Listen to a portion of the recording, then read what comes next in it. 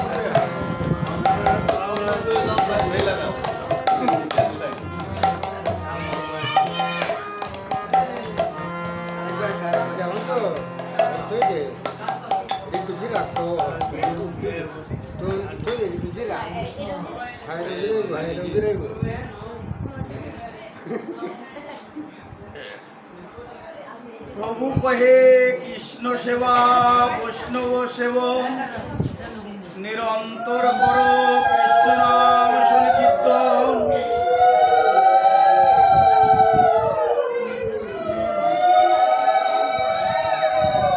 गृहे कृष्ण सेवा হচ্ছে গৃহ বিগ্রহ অথবা চিত্রপটে স্থাপন পূর্বক প্রতিদিন শ্রদ্ধা সহিত সেবা করতে হয়।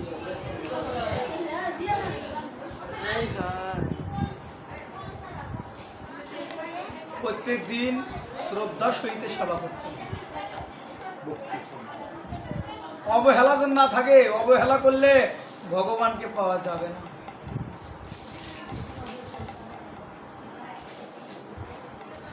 শ্রদ্ধা সহিত সেবা করতে হবে, বিগ্রহকে নিবেদিত প্রসাদ গ্রহণ করতে হবে।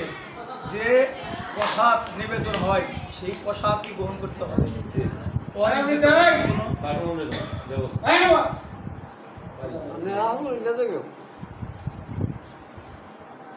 দেখো,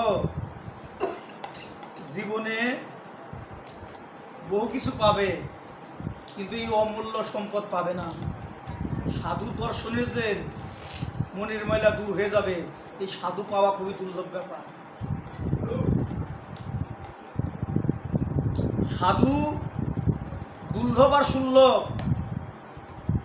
দুর্লভ হইতে স্বীকৃতি লভ্য, স্বীকৃতি না থাকলে দুর্লভ হয় না।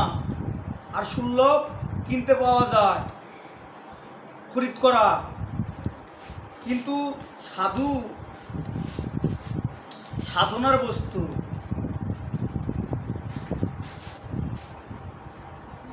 ভগবান অর্জুনকে পাঠাইছিলেন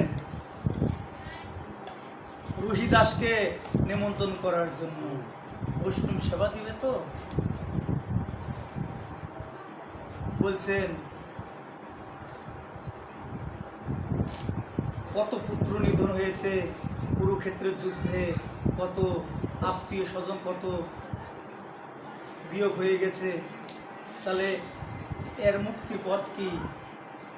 শ্রীকৃষ্ণ বললেন যে তুমি যদি একজন তিনজন বৈষ্ণবের সেবা করাও তাহলে তো তোমাদের মুক্তি হবে। বলছে নিষ্কিঞ্চন বৈষ্ণব কিভাবে আমি পাবো, কিভাবে বুঝবো? বলছে তুমি সেবা করাবে, যে সেবা করবে স্বর্গের ঘণ্টা বাজবে যদি বৈষ্ণব হয়। রুহিদাস যাতে তো ঋষি, মানে মুসি, জুতো সেলাই করে, কিন্তু একে দেখে তো শ্রদ্ধা ভক্তি অর্জুনের হয়নি না। প্রথমে। তখন শ্রীকৃষ্ণর আদেশ যে তুমি যাও, নিমন্ত্রণ করে আসবে।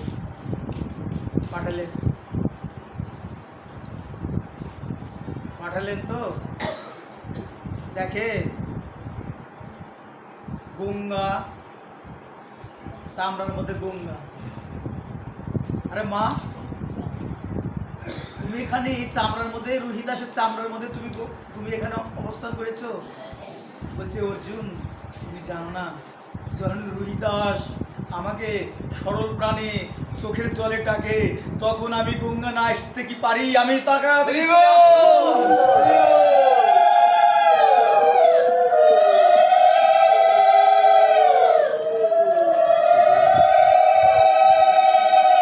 তখন ভগবান বুঝলেন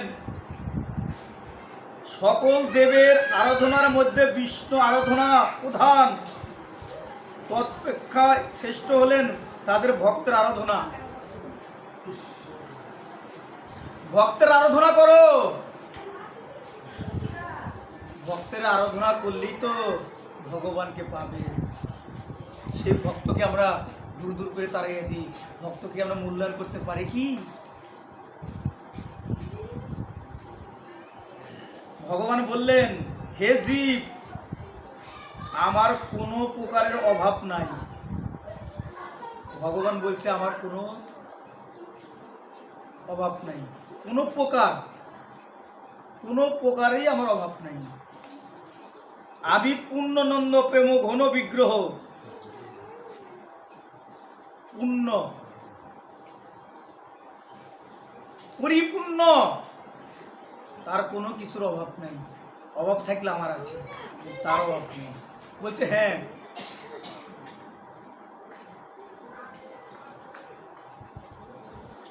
বলছেন ভগবানের অভাব কি? অভাব শুদ্ধ ভক্তের সাথে ভগবান মিলিত হন। কি মিলিত হন? ভক্ত ভগবানের সাথে যখন মিলন হয়, তখন কি মিলন? তার নাম হচ্ছে মহামিলন। এখানে আমরা মহামিলন হয়েছি, ভগবান ভক্তের সাথে আমরা আলিঙ্গন করেছি। বলছেন তথাপি আমার প্রসন্নতা যদি হয়, তোমার কাম্য হয়, তাহলে আমার ভক্তের সেবা করো। তুমি যদি আমাকে কাম্য মনে করো, তুমি যদি আমাকে ভালোবাসো, তুমি যদি কাম্য হয়, তাহলে আমার ভক্তের সেবা করো। তাহাদেরকে আমি সর্বাধিক প্রসন্ন হব। কেননা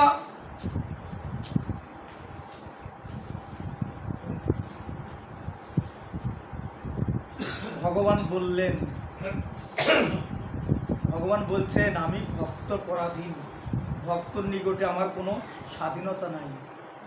আমি ভক্ত জনপ্রিয়, ভক্তজন কৃতিত্ব আমার হৃদয়গ্রস্ত হইয়াছি। আমি তাহার একমাত্র গতি। সকল সাধু ভক্তজন ব্যতীত আমার আপন আত্মাকেও, আধ্যাত্মিক আমার স্ত্রীকেও ভালোবাসি না।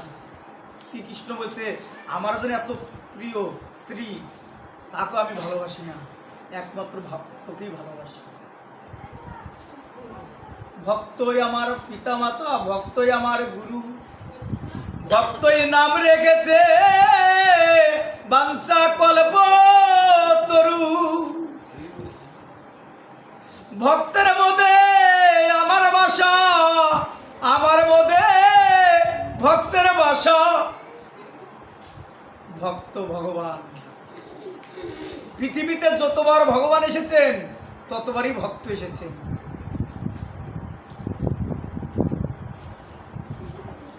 যখন অর্জুন যুদ্ধ করেছিলেন, তখন ধ্বজার মধ্যে কি লেখা ছিল জানো?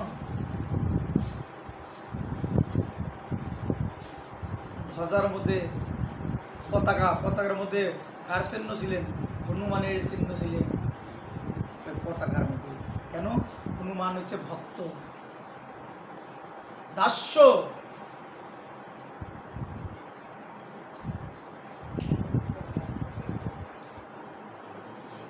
তাই বলছেন, যাদের পুত্র কলহ গৃহ স্বজন ধন প্রাণ ইহকাল পরকাল সমস্ত পরিত্যাগ পূর্বে আমার স্বর্ণবর্ণ হয়েছে, আমি তাদেরকে পরিত্যাগ করতেও প্রকারে উৎসাহ হইতে পারি। সপ্রত্য যারা সাধুগণ আমাকে নিজে নিজে হৃদয়ে বন্ধন করিয়া, যারা সাধু তাদেরকে আমি ভালোবাসি। বলছে সর্ববেদের পুরাণে আশ্রয় মোরো চাই, ভক্তের আশ্রয় মুই থাকতে সমর্থ তাই। ভক্ত বই আমার দ্বিতীয় আর কেউই নাই। ভক্ত ছাড়া আমার আর দ্বিতীয় কেউই নাই। তোমার স্ত্রী দুদিনকে ভালোবাসা, ছেলে দুদিনকার জন্য, কিন্তু যিনি ইহকাল পরকাল দুইকাল সমকাল জন্মান্তে জন্মান্তে যিনি তোমাকে সঙ্গ করার সুযোগ দিয়েছে, যিনি চক্ষু দান করেছে, জন্মে জন্মে প্রভু সেই দিব্য জ্ঞান হৃদয়ে প্রকাশিত করলেন, যিনি তোমাকে কৃপা করেছেন, এক জন্মে নয় 7 জন্মে শ্রী গুরুদেবের কৃপায় আমি এমন ভক্ত সঙ্গ করিতে যেন পাই। বলে আমার সঙ্গ ছাড়া করো না রে,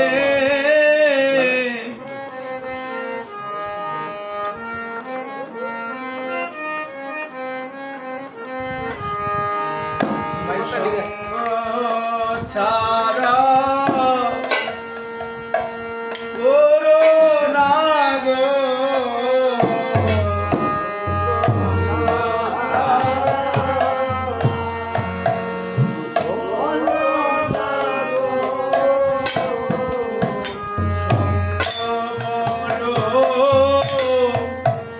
ভালোবাসি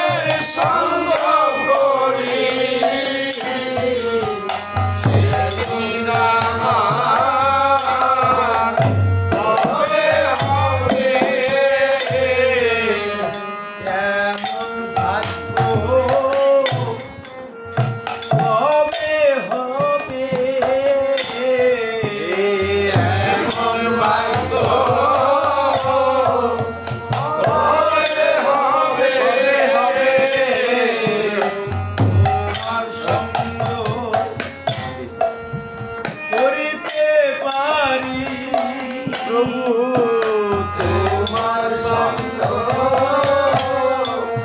করে পারি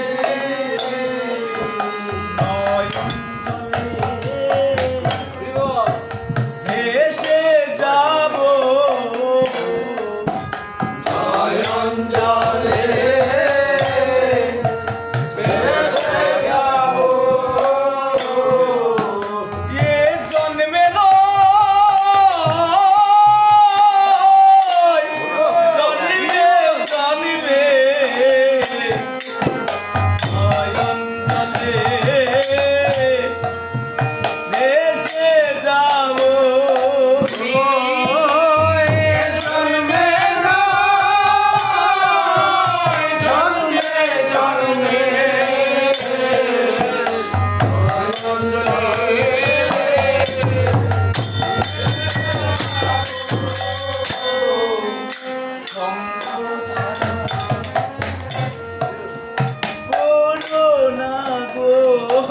আমায় সঙ্গ ছাড়া করো না গো। এমন কৃষ্ণ ভক্তের সঙ্গ আরে কবে হবে কৃষ্ণ বলে কবে হবে? আয় আয় রে ভাই তোরা আমার বক্ষে আয় আয় আয় আমার পথে আয়। পাপি তো পরাণ শিরলে করি তাই তাই তোরাই আমার পক্ষে আয় পাপি তঙ্গ শীতল করি শীতল করি আয় আমার পক্ষে আয়। চরণ ছাড়া বাহ করো না গো চরণ ছাড়া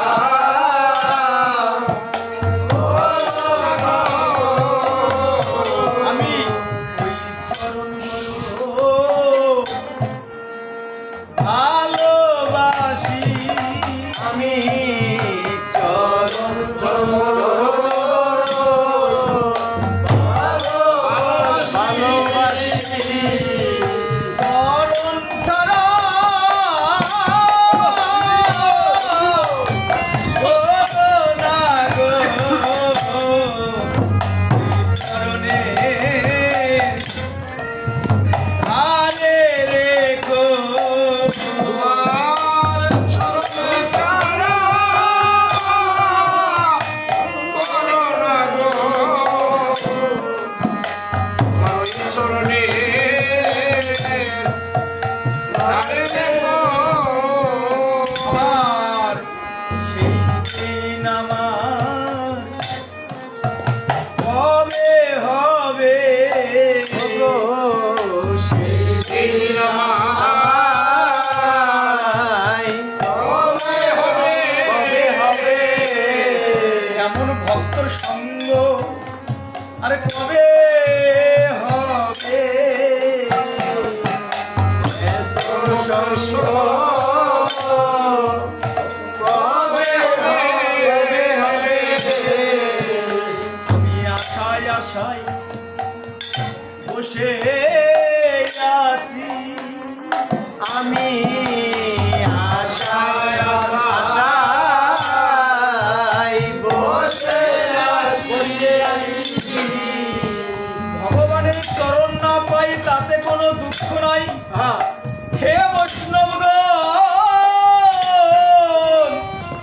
তোমরা চরণ ছাড়া করো না আমার এই অভাগার সম্বল ওই অভাই চরণ তাই আমি চোখের জলে চরণে ধোয়াইব আমি চোখ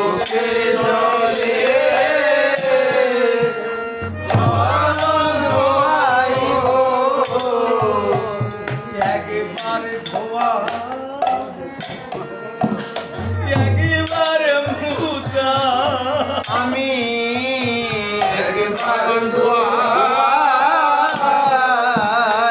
একবার মুছার ধোয়ায় সার মেটে না গো, একবার ধোয়া একবার মুছা। চরণ ধোয়ায় সার মিটে না গো, একবার দোয়াই একবার মুছার নয়ন জলে গঙ্গার জলে নয়ন জলে গঙ্গার জলে একবার ধোয়া একবার দেখে একবার দোয়া একবার দেখে আমি গঙ্গার জল কোথায় পাবো আমি গঙ্গার জল কোথায় পাবো, কোথায় পাবো? যার চরণ থেকে গঙ্গার উৎপত্তি এইবার বুঝি এসেছে গো।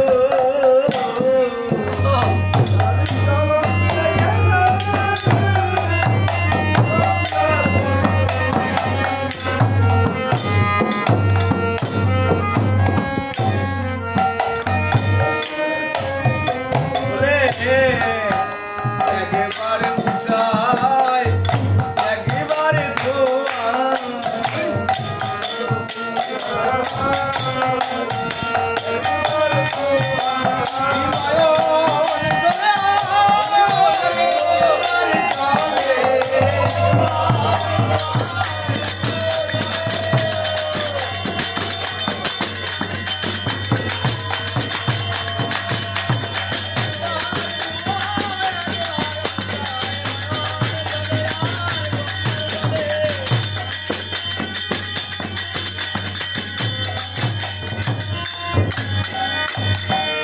তাই ভগবান এবার ভক্ত সুদামাকে চরণ ধোয়াচ্ছেন। তখন রুক্মিণী বলছে, ওগো তোমার কেন মনে এত কষ্ট? বলছে তুমি তো জানবে না, এ তো বহুদিনে আমার বন্ধু আসে না, একটু গোপন খবর তুমি তো বলতে পারবে না। তাই চলছেন ভক্তর ভগবান তো, তাই ভক্ত আর আমার দ্বিতীয় আর কেউই নাই। ভক্ত মোর পিতা মাতা, ভক্ত মোর পুত্র ভাই, তথাপি স্বতন্ত্র আমি স্বতন্ত্র বিহার, তথাপি ভক্তবশ স্বভাব আমার, আমি ভক্তকেই এই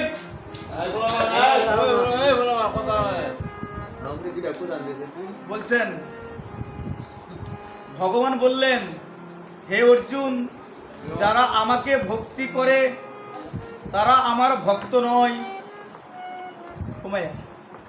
কি কয়?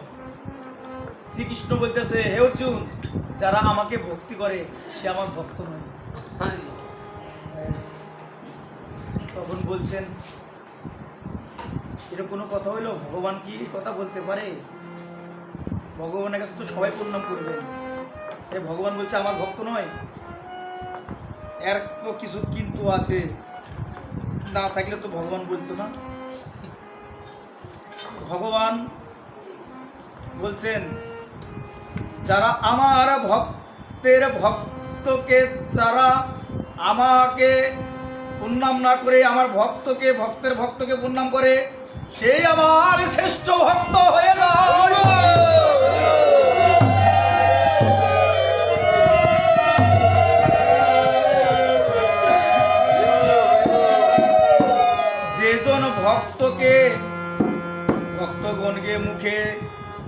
দেব দেবী জনার্দন সর্বদাই কীর্তিত হন ভগবত প্রাপ্তির উপায় স্বরূপ। সেই ভক্তগণের সেবা স্বল্পতম ব্যক্তিদের পক্ষে অতি দুর্লভ। যে জন, আপনাদেরকে বলছি, যেই জন নিজের সাধ্যমতো বৈষ্ণবের খাদ্যদ্রব্য বস্ত্র আদি অর্পণ করেন, নিশ্চিত তিনি হরিভক্ত জানিবেন। বৈষ্ণবদের খাদ্যদ্রব্য যে কোনো চাউল ডাউল যদি পোষায় দেন, তাহলে আপনি হরিভক্ত নিশ্চিত, কোনো সন্দেহ নাই। সে বিষ্ণু ধামে গমন করবে। বস্ত্র আদি অর্পণ করেন, নিশ্চিত তিনি হরিভক্ত জানিবে। যিনিরা শ্রদ্ধা সহিতে নিষ্কাম বিষ্ণু ভক্তকে ভোজন করান। নিষ্কাম, তুমি বেতন চাইও না, চাকরি করে যাও, তুমি গাছ গাড়ো, ফলের আশা করো না। আর আমরা তো ভগবানের কাছে আসি, ভগবান আমার ছেলেরে যদি পরীক্ষা পাশ করে দাও, তোমাকে 2 কেজি দুধের মিষ্টান্ন দেবে। বেটা ভগবান কি ঘুষ খায়? ভগবান দেখতেছে না? ভগবান কি দেখতেছে না? ভগবান তো সবই জানেন, সবই বোঝেন, সবই বোঝেন, সবই জানেন। তাহলে নিষ্কাম কৃষ্ণ ভক্তকে ভোজন করান, তিনিরা এক পুরুষ কুলপূর্ণ ব্যক্তি সহিত বিষ্ণু ধামে গমন করবেন।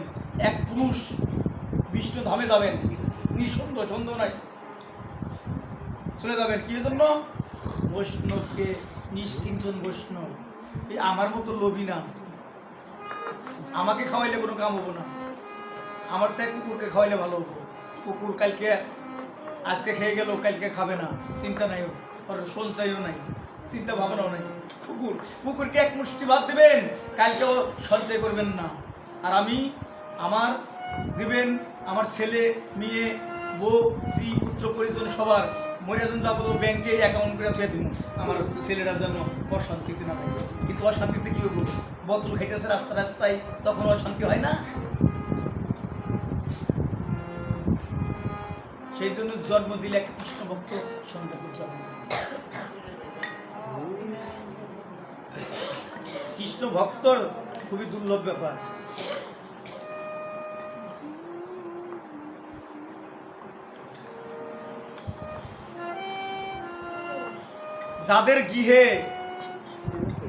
যাদের গৃহে ভাগবত সেবাপরায়ণ বৈষ্ণবের নিবাস করে, তারা গৃহে সমস্ত দেবতা তথাপি রাধিকা সম বিহার করেন, শ্রীকৃষ্ণ অবস্থান করেন। যে গৃহে বৈষ্ণব সেবা হয়, শ্রীমতী রাধিকা আর শ্রীকৃষ্ণ স্বরূপ বিহার করেন। বিহার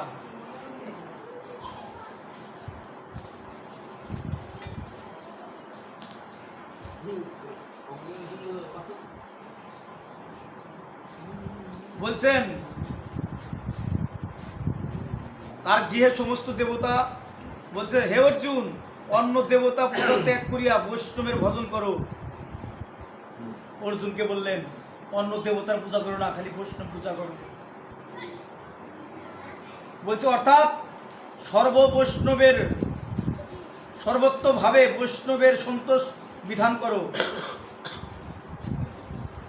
কেননা বৈষ্ণব সর্বদেবতার সহিত পৃথিবীকে পবিত্র করে।